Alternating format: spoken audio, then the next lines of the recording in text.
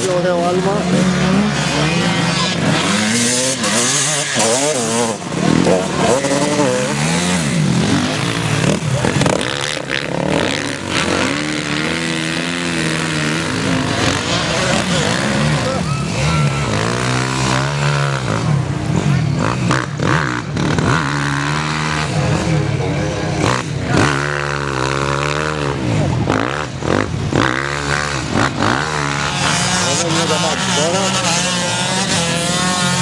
Εντυπωσιακό άλμα, άλλο ένα.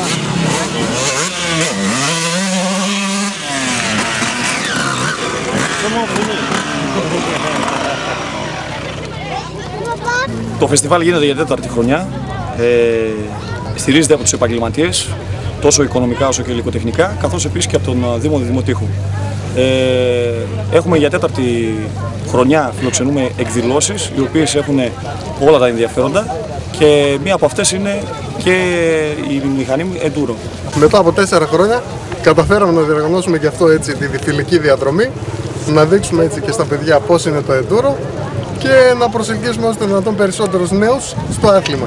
Σαν Λέσχη Μοτοσυκλετιστών συμμετέχουμε για τέταρτη χρονιά στο Red River και φέτος για πρώτη χρονιά συμμετέχουμε φιλικά.